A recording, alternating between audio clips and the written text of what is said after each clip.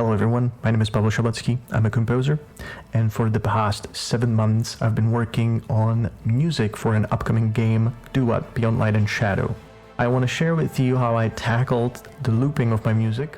I used 2 different approaches, and I will demonstrate the first one on the track called Ain Battle. I won't be playing the whole cue since our focus is on the looping aspect, but let me just briefly walk you through the different sections. We surprisingly start with an intro.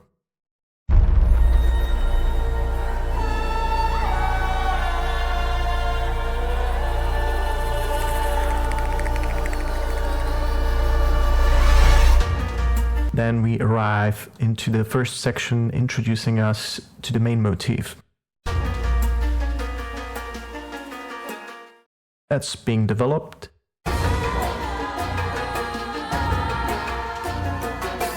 Until the heavy section drops.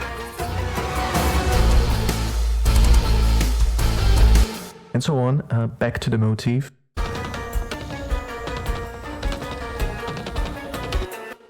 Now into the climax.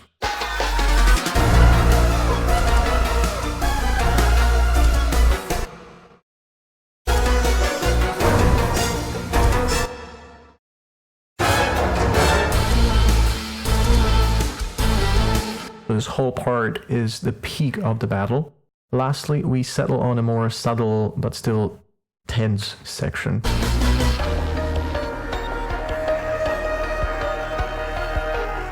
And now we get to the pre-loop section.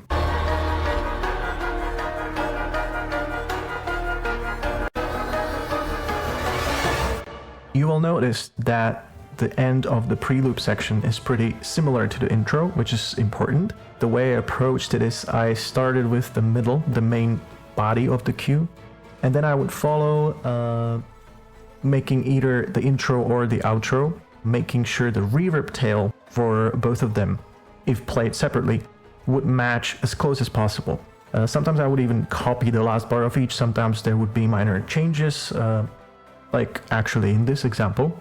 Let's take a listen to the last bar of the intro. And now the outro. Right off the bat, you can hear some noticeable differences, but the important transitional elements are preserved.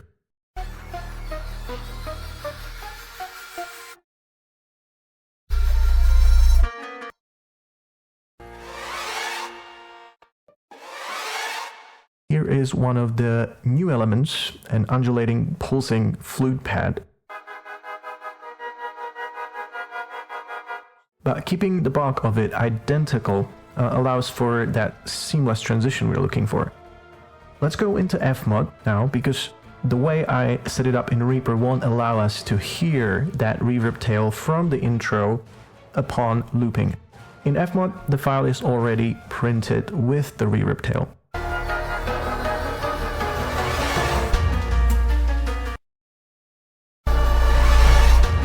Let's take a look at the second, more simple approach I took with some of the other tracks. This cue has 2 variations. In this case, the music cycles at random. In different cases, we have the variation triggered by an in-game state reacting to some kind of situation. Because this cue loops from the end right to the start, we don't have any intro reverb tail to smooth our transition. Therefore, the cue plays first time and continues right into a copy of itself, this time including the variation, and when it loops, it picks up the reverb tail from the ending of the first instance.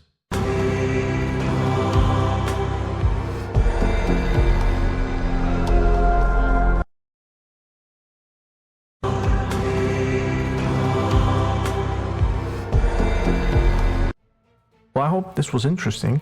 The release date of the game is to be announced soon, I hope. The official soundtrack release will follow shortly after. Go check out the game page on Steam, link in the description. If you wishlist the game, that helps a lot. By the way, the trailer music was done by a different composer, and we might be replacing it later. Anyway, thank you for watching and see you soon.